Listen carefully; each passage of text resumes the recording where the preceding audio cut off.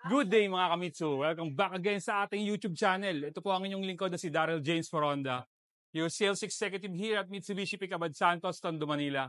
For today's video guys, I would like to share my in-depth review ng Expander GLX Automatic Transmission 2025. Graphite gray metallic po yung available sa atin ngayon dito sa showroom. So ano-ano nga ba yung magiging specs and features nito? Magkano ang SRP, down payment at saka monthly amortization? Then kung ano-ano mga previous na ibibigay natin if in case sa akin kayo mag-avail. So ano pang hinihintay nyo? Tara, simulan na natin yan.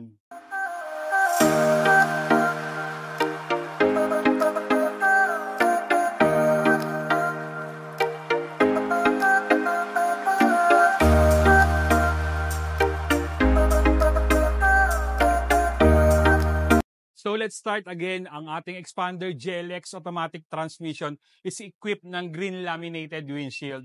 So ang purpose nito or benefits po nito, nililesen po nito yung ingay sa labas para at least hindi masyadong dinig sa cabin. So mas komportable po.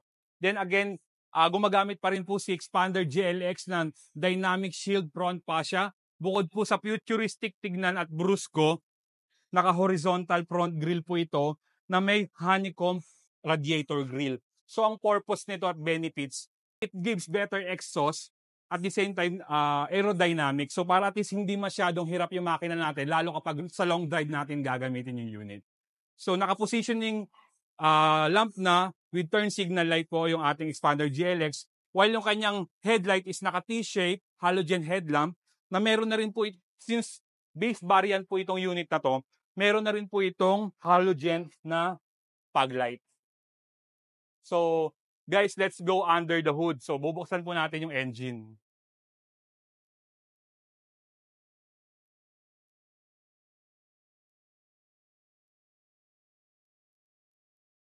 So, tara, silipin natin, guys.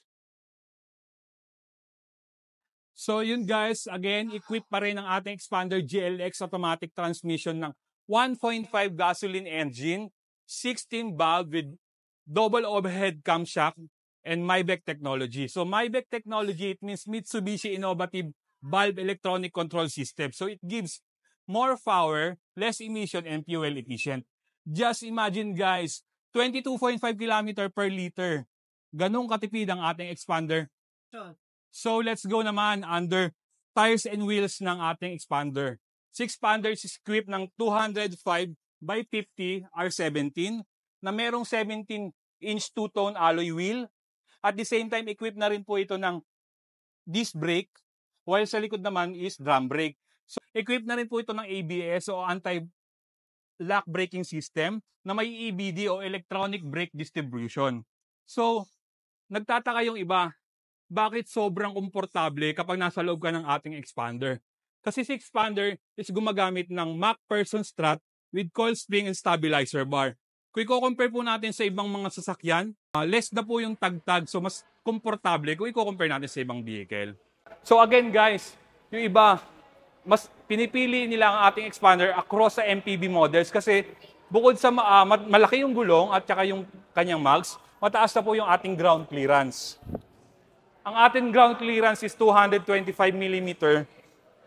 So guys, ang fuel tank capacity ng ating Expander GLX is 45 liters unleaded o gasoline engine. So let's go naman dito sa likod ng ating Expander. So si Expander GLX is equipped pa rin ng pin-type antenna. So kahit base variant po ito, mapapansin nyo, naka-pin-type antenna. Bukod sa better reception pagdating sa radio, aerodynamic na rin po yung ibinibigay ng ating pin-type antenna. Again, naka-spoiler na rin po ang ating GLX. Ang kagandahan po sa kanya, meron siyang tinatawag na third brake light assist. Ito po. Then, since equipped si Expander ng tail light na T-shape, LED, then meron na rin po itong reverse camera. Since base variant siya, meron pa rin siyang reverse camera. At pagdating naman sa rear bumper natin, may garnish. Bukod dito, meron na rin po itong reflector. So, it gives better visibility lalo kapag kagabi. So, dalawa po yan. So tara guys, pasok tayo sa pinakaloob ng ating Expander GLX automatic transmission. Again guys, unang-una dito sa driver side, Naka-power window na po yung ating pinto kahit base variant po ito. So, bawat pinto may individual lock po dyan bukod dito sa central door lock. Naka-central door lock na rin po ito ha. Then, naka-power window. So, ito po yung individual lock.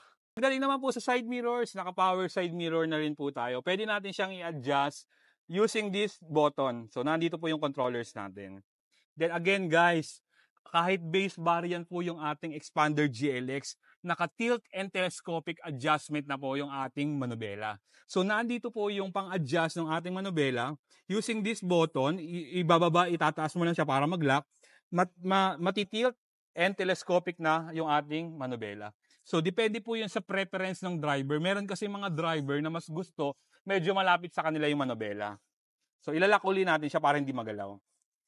Then again guys, naka 3-spoke plastic wrap po yung ating manubela. So hindi po kasi ito katulad nung Expander Cross natin at GLS na naka leather wrap. So ito po plastic, hard plastic. Nasa sa inyo na kung maglalagay ka ng cover nito para at least hindi slippery o madulas. Then again, since nandito na tayo sa ating steering wheel, equipped na rin po ito ng audio remote control button. So ito. So, hindi mo na kailangan pang pumindot dito habang nagda-drive. Using this audio remote control, mananavigate natin yung ating infotainment system. Then again guys, kahit nga base variant po ito, meron na po itong hands-free button. So, hands-free button, halimbawa connected po yung phone natin via Bluetooth. Kapag may tumawag, maaari po natin sagutin o i-cancel yung mismong tawag na tumatawag sa inyo. Then, equipped na rin po ito ng voice recognition. So, voice recognition, basta connected po yung ating phone, pindutin lang natin to pag may gusto tayong i-search or gusto nating sagutin, basahin ng mismong device o yung head unit yung text messages sa inyo, mababasa po using this button. Then again guys, naka-cruise control na rin po yung ating Expander GLX. So, cruise control, minimum 40 km dapat yung tinatakbo natin. Kapag na-reach natin yon, pwede natin siyang i-set dito. So, kalimitan kasi na ginagawa natin, tayo ho yung apak ng apak sa gasolina, tama po. Using cruise control, iniiwasan po nito yung leg fatigue o yung pangangawit ng paa natin. So basta minimum 40 kilometers po dapat yung tinatakbo natin. So para cancelin po yung cruise control, kinakailangan po nating apakan yung brake pedal. At the same time, yung cancel button na nasa steering wheel natin, ito po. So dito naman po tayo ngayon sa cluster meter ng ating unit. Since base variant po yung ating Expander GLX, naka-combination po ito ng digital at saka analog. So kung mapapansin natin, ito yung analog sa magkabilang gilid. Then meron siyang maliit na digital cluster meter dito sa gitna. Okay. Again guys, naka 7-inch infotainment system po yung ating Expander GLX na equipped ng SDA. Equipped na siya ng Android Auto and Apple CarPlay. So basta gumamit tayo ng USB, since wire pa rin naman po ang kailangan, dito natin siya ilalagay. Then pagdating sa dome light, naka-halogen pa rin po yung ating ilaw dito. Tapos ito po yung mismong microphone nung ating voice recognition. Nandito. So again guys, pagdating naman po sa dashboard ng ating Expander GLX, naka-hard plastic na merong leather finish. Kung mapapansin nyo po ito, lapit po natin. Naka-hard plastic po ito na may leather finish po. Pero again, hindi po ito leather. Hindi ito katulad ng ibang variant na like mga Montero. So ito again, since base variant nga po ito, naka-hard plastic na may leather finish.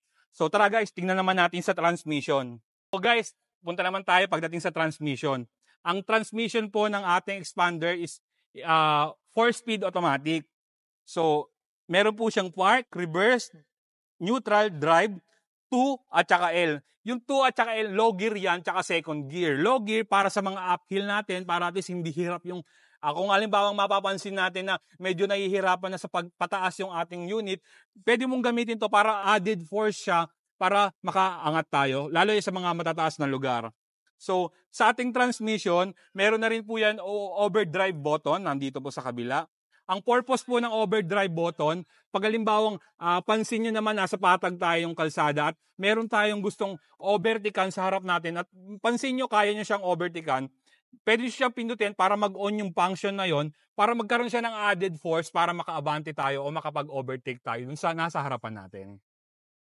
Again, manual knob pa rin po ang ating expander GRS since ano po ito, base variant. So nandito po yung ventilation kung saan natin patatamain yung hangin, nandito po yung fan speed, then ito po yung thermostat natin. So again, since itong unit natin is designed sa ibang bansa, meron po itong hot and cold, so dual zone po ito, pwede natin siya magamit.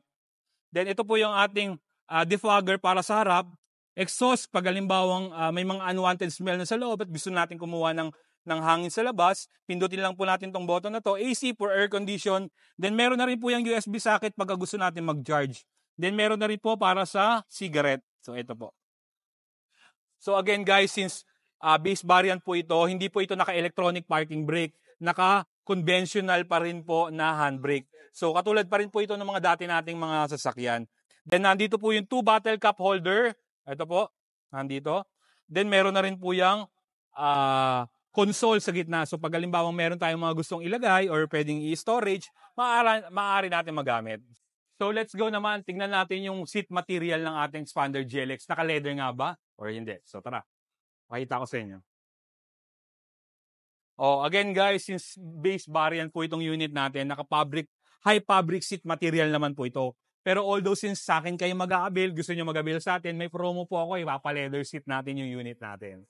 So, nandito naman yung ating glove box. So, maaari natin siya lagyan natin ng mga gamit. Nasa sa inyo na kung ano yung ilalagay natin.